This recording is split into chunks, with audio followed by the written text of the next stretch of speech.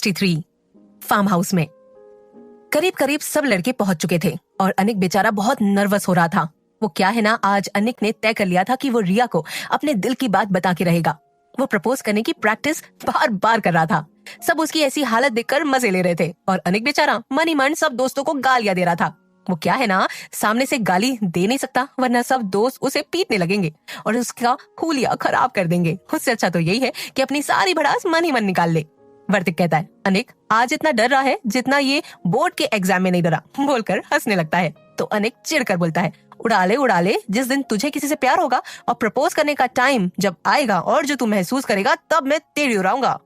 तो वर्तिक कहीं और खो जाता है लेकिन फिर खुद को संभाल लेता है।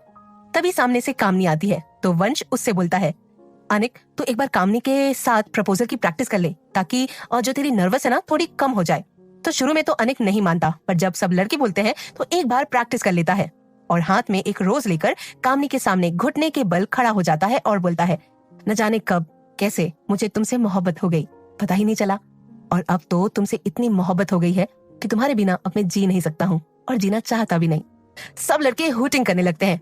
तभी सबकी नजरें सामने पड़ती है और नजर सामने पड़ते ही सब खामोश हो जाते हैं और अनिक का ध्यान सामने की तरफ ना होता तो वो बिना देखे ही वंश को बोलता, अभी चुप क्यों हो गए, अच्छा नहीं था क्या प्रपोजल।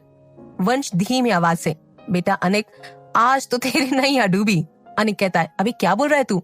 वंश कहता है, बेटा तू बस सामने देख। अनिक सामने देखता है तो उसके भी होश उड़ जाते हैं। सामने रिया सहित सभी लड़कियां सभी लड़कों को खा जाने वाली नजरों से देख रहे होते हैं और रिया की आंखों में आंसू आ गए थे। ये देखकर रूही की आंखों में खून उतर आया और वो अनिक को ऐसे घूरने लगी जैसे कि अगर फिलहाल एक खून माफ होता तो वो अनिक का खून कर देती। अनिक नील के कान में, भाई तेरी वाली से मुझे बचा लेना, अपनी वाली को तो मैं कैसे भी मना लूंगा। अनिक जो कि रिया को देख रहा था। रिया बीच में ही भारी आवाज में, कांग्रेट्स अनिक एंड कामनी बोलकर तेजी से फार्म हाउस से निकल जाती है और बाकी सब भी उसके पीछे पीछे जाने लगते हैं। अनिक कहता है, रुक जाओ रिया, मेरी बात तो सुन लो। तभी रूही अनिक के हाथ को पकड़ते हुए, मैंने कहा था ना कि उसका दिल मत तोड़ना। वो अपनी पूरी बात कर पाती उससे पहले ही नील झटके से रूही को खींचकर गले लगा लेता है और अनिक को इशारे से वहां से जाने को बोलता है। अनिक फिर चल पड़ता है रिया के पीछे। रूही जो नील के अचानक गले लग जाने से जम गई थी अब वो होश में आती है और नील से दूर हटते हुए बोलती है, सर अनिक ने ये बहुत गलत किया। सब लड़कियां एक साथ बोलते हैं तो नील सबको सच बताता है और साथ में कामनी भी बोलती है कि वो बस अनिक के साथ प्रैक्टिस कर रही थी, दैट्स इट। पूरी बात जानने के बाद सबको रिया और अनिक के पीछे जाना पड़ता है। इधर रिया गुस्से से पैदल चली जा रही थी। वो फार्म हाउस से ज्यादा दूर नहीं निकली थी। आसपास बहुत अंधेरा था और जंगल तो था, पर रिया को गुस्से में कुछ होश ही नहीं था। थोड़ी दूर में अनिक उसे रुक जाने वाली आवाज लगाता है, लेकिन रिया को तो जैसे उसकी आवाज ही नहीं सुनाई दे रही थी। अचानक चलते चलते रिया का पैर जो है वो मुड़ जाता है और उसके पैर में मोच आ जाती है। दर्द से उसकी चीख निकल जाती है तो अनिक दौड़कर रिया के पास आता है और उसके पैर को देखने लगता है। अनिक कहता है, लग गई ना चोट, मैं बोल रहा था रुक जाओ, पर तुम तो बहरी हो। ज्यादा दर्द तो नहीं हो रहा ना। रिया गुस्से से, क्यों आए हो मेरे पीछे, जाओ ना उस कामनी के पास, तुम्हें तो उससे प्यार है ना, तुम्हें क्या फर्क पड़ता है मैं जीऊं। वो कुछ बोल पाती उससे पहले ही अनिक ने अपने होठ रिया के होठों पे रख दिए थे। तब तक बाकी सब भी वहां आ गए थे और सामने का नजारा देखकर नील और रूही एक नजर एक दूसरे को देखकर ऊपर आसमान की ओर देखने लगते हैं। वंश बड़े हसरतों से ईवा की ओर देखता है, पर ईवा तो एक टक रिया और अनिक को देख रही थी और हल्के से बोलती है, हाउ रोमांटिक। तो वंश मन ही मन बड़बड़ाता है, हाउ रोमांटिक बोल सकती है बट अपने बंदे से रोमांस नहीं कर सकती। अभी और जिया एक दूसरे को देख रहे थे। उन दोनों को अपने कारनामे याद आ गए थे। ईशा ने अपनी और रियांश के आंखों में हाथ रख लिया था और बेचारा रियांश मन ही मन सोच रहा था, सच में ईशा और रोमांस भूल जा रियांश, बाबू तेरे किस्मत में नहीं है ये।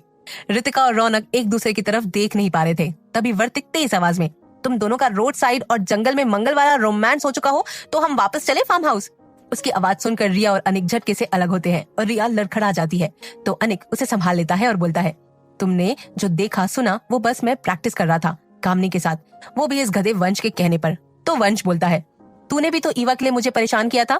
अनिक बीच में ही, मतलब तू मुझसे बदला ले रहा था। उनकी बात को बढ़ता देख ईवा बोलती है, स्टॉप इट गाइस। अनिक तू बोल दे रिया को अपने दिल की बात। अनिक कहता है, I love you Riya, I love you so much. तो रिया बोलती है, I love you too Anik. अब रिया को चलने में दिक्कत होती है तो अनिक उसे अपनी गोद में उठा लेता है और सब जोर से ओहो की हुटिंग करने लगते हैं और नील गाना गाने लगता है, प्यार का मौसम है मितवा। अनिक रिया को कमरे में बैठाकर उसके पैरों में मलहम लगाता है तो रिया पूछती है, कब से प्यार करते हो मुझसे?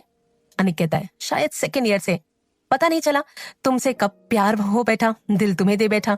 रिया कहती है, अच्छा जी, तो तुमने पहले क्यों नहीं बताया? अनिक कहता है, रिजेक्शन के डर से। रिया कहती है, और अगर अब मैं मना कर दूं तो? अनिक कहता है, तो क्या? कामनी रिया बीच में ही उसे 2 थप्पड़ मार देती है और रोने लगती है और गले लगकर बोलती है, खबरदार, जो मुझे कभी छोड़ के गए तो जान ले लूंगी।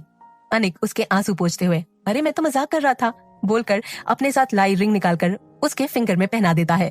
रूही ने अनिक को गलत समझने के लिए माफी मांग ली और रिया ने कामिनी की तरफ दोस्ती का हाथ बढ़ाया और कामिनी भी मुस्कुराकर उसकी दोस्ती का हाथ थाम लेती है। आज का दिन सबके लिए खास रहा। आगे क्या होता है जानने के लिए सुनते रहिए पॉकेट एफएम।